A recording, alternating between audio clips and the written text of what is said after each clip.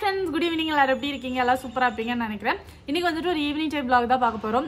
தனிஷ்க்கு இன்னைக்கு school leave ஆகும். ஏன்னா செகண்ட் சாட்டர்டே அப்படிங்கிறதுனால சரி ஒரு படம் பார்க்க போலாம் அப்படிங்கிற மாதிரி யோசிச்சிருந்தேன். இந்தியன் 2 பார்க்க போலாம்னாக்கா நினைச்சிருந்தோம். ஆனா பாத்தீங்கன்னா ரிவ்யூஸ் எல்லாம் பார்த்துட்டு எதுக்கு தேவையில்லாம அப்படிங்கிற மாதிரி ஆயிடுச்சு.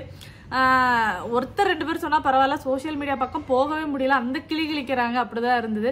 சரி விட்டுருங்க, பாவம் ஏதோ தெரியாம சொதப்பிரிச்சு போல அப்படிங்கிற மாதிரி இருந்துச்சு. நிறைய பேர் வந்து ரொம்ப ஒஸ்டான ரிவ்யூஸ் எல்லாம் போட்டிருந்தாங்க. சரி, இதுக்கு முன்னாடி பாத்தீங்கன்னா எனக்கு சங்கர் அவங்களோட படம்லாம் நிறைய வந்துட்டு ரொம்ப பிடிக்கும். நம்மளால வந்துட்டாங்க, பார்த்துட்டு வரேன். ஈவினிங்க்கு பார்த்தீங்கன்னா நான் வந்துட்டு இன்னைக்கு மஷ்ரூம் ஆகா, அதான் காளான் உண்டுல, ரோட் சைட்ல எல்லாம் கிடைக்கும்ல, அந்த காளான் தான் செய்யலாம்னு பிளான் பண்ணியிருந்தேன். இது ரெண்டுமே வீட்டில் இல்லை, சரி அதனால வாங்கிட்டு வர சொல்லியிருந்தேன். நம்மளால இப்போதான் வாங்கிட்டு கிளாஸும் முடிச்சுட்டு வந்திருக்கிறாரு.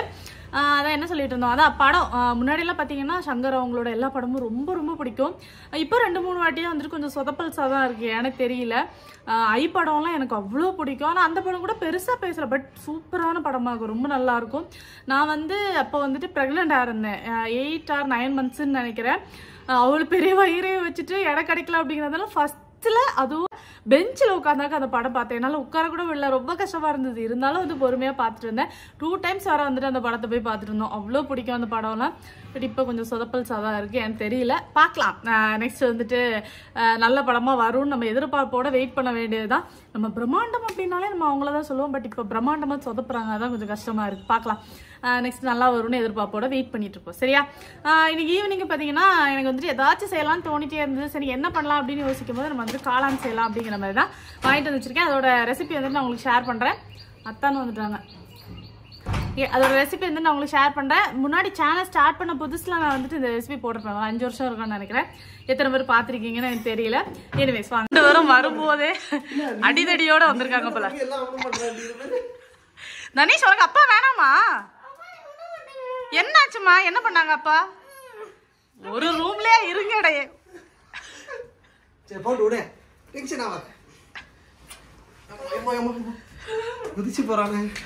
என்னோ பண்ணிருக்கீங்க அத்தா, என்ன பண்ணீங்க அவனை? அந்த கடை கூட்டு போறியா? எந்த கடைக்கு? உங்கள மாதிரியே இருக்கான் தான் அவனும். நான் என்ன பண்றது? நீங்களும் ஊர்ல விட அம்படு மெக்கானிக் செட்ல இருக்கிறது தான் வேலை. ஃபர்ஸ்ட்லாம் பண்றானா? வளர்ந்துட்டு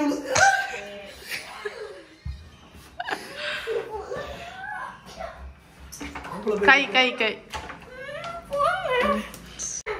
கபோர்டுக்குள்ள போய் ஒளிச்சிருக்கானா?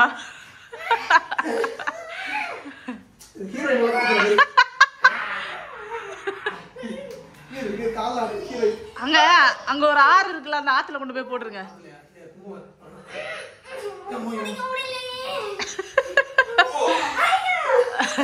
தூக்கி போடுங்க, ஹாப்பி ஆயிடுவான்.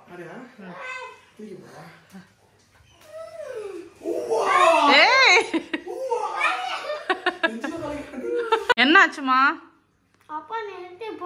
இரிட்டேட் பண்ணாங்களா? பண்ணக்கூடிய ஆள் தான். என்னம்மா பண்ணாங்க என் பிள்ளைய? பாவம்.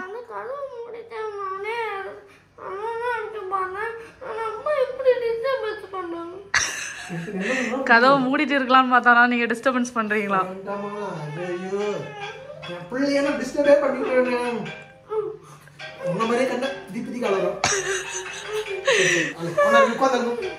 முட்டைக்கோசும் காளானும் பார்த்தீங்கன்னா நல்லா குட்டி குட்டியாக கட் பண்ணி வச்சிருக்கேன். ரெண்டும் சேம் குவான்டிட்டி எடுத்துக்கோங்க.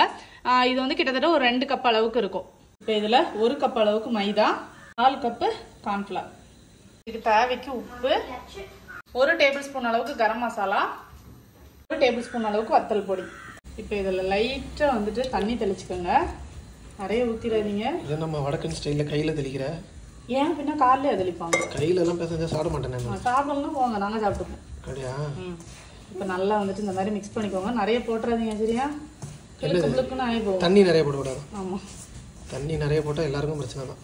ஐயோ, இந்த மாதிரி நல்லா மிக்ஸ் ஆன பிறகு இப்போ இதை எடுத்து நம்ம வந்துட்டு குட்டி குட்டியாக பக்கோடா மாதிரியோ போண்டா மாதிரியோ என்ன ஷேப்பில் வேணும்னு நினைக்கிறீங்களோ அதை ஃப்ரை பண்ணி எடுத்துக்கணும்.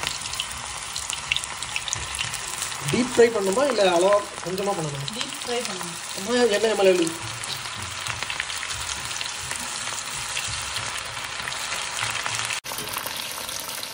நல்லா குக் ஆகிற வரைக்கும் அப்படியே விட்டுருங்க.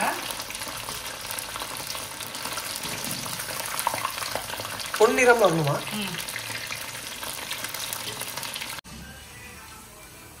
நல்லா சூப்பராக ஃப்ரை ஆயிடுச்சு. இப்போ இதை எடுத்துடலாம்.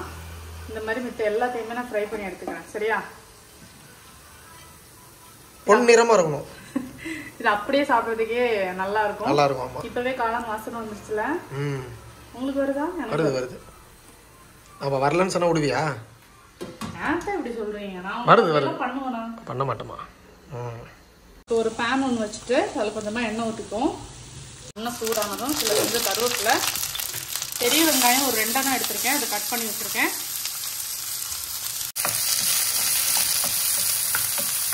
இந்த வெங்காயம் கொஞ்சம் வதங்கட்டும்.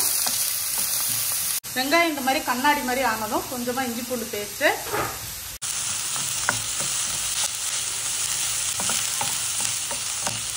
ஒரு டீஸ்பூன் அளவுக்கு வத்தல் பொடி, 1/2 டீஸ்பூன் அளவுக்கு கரம் மசாலா,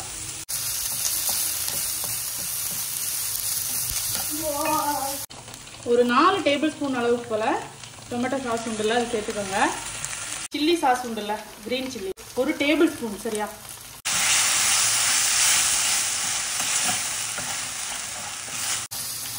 இது கொஞ்சம் இதுவானதும் இதில் கார்ன்ஃப்ளவர் உண்டுல்ல 1 டேபிள் ஸ்பூன் எடுத்திருக்கேன். அது தண்ணியில் நல்லா கட்டி இல்லாமல் கலந்து எடுத்து அதையும் உள்ளே சேர்த்துக்க வேண்டியதுதான். இப்போ இதுக்கு தேவையான உப்பு போட்டு இதை அப்படியே விட்டோன்னா அப்படியே திக்காக சூப்பராக வந்துடும். ஆல்ரெடி வந்தாச்சு.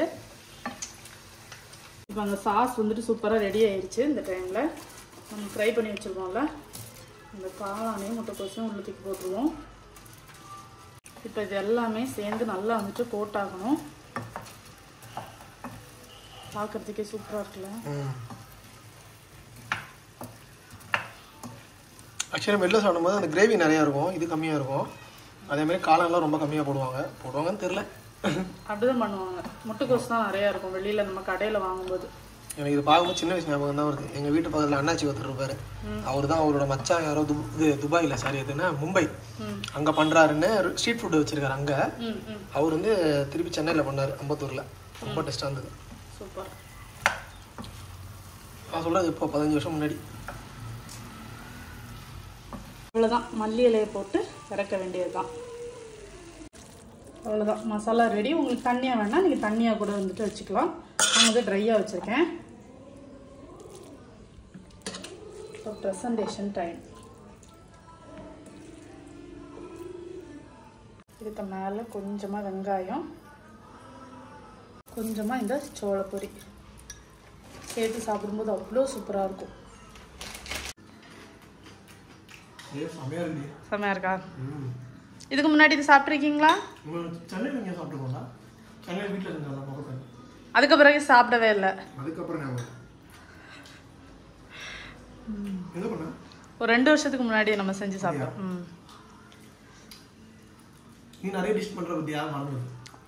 ஓப்பா சரி, ஓகே, நல்லா இருக்குல்ல? என்ஜாய் பண்ணுங்க. ஈவினிங்கில் பார்த்தீங்கன்னா எங்களை இந்த அண்ணா வந்துட்டு இன்வைட் பண்ணியிருந்தாங்க. ஸோ இன்றைக்கி தான் வந்து டைம் கிடச்சிது, அதனால் வந்துடலான்னு வந்தோம். இங்கே ட்ரெடிஷ்னல் ஸ்நாக்ஸ் வந்துட்டு எல்லாமே எல்லா ஊரில் இருந்தும் உள்ள நம்ம கடலை மிட்டாய், சிப்ஸு, முறுக்கு, அது இதுன்னு ஊறுகாய், இந்த மாதிரி ஏகப்பட்ட ஐட்டம்ஸ் வச்சுருக்காங்க.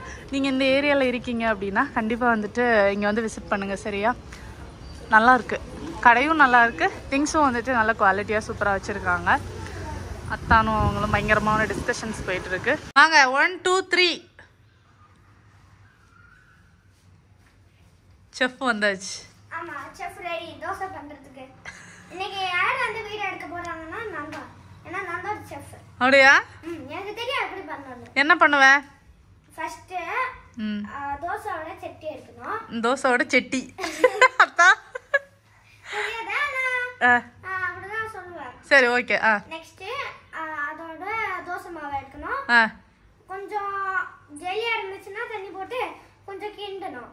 ஜெல்லியா இருந்துச்சுன்னா தண்ணி போட்டு கிண்டணும். ஓகே. அப்புறம் கல்ல வந்து சூடாயிடுச்சுன்னா நம்ம வந்து தோசை மாவு வந்து போடணும். அப்புறம் கொஞ்சம் இப்படி வந்து ஸ்பின் பண்ணிட்டு போயிட்டு விட்டுடணும். அப்புறம் எண்ணெயை போடணும்.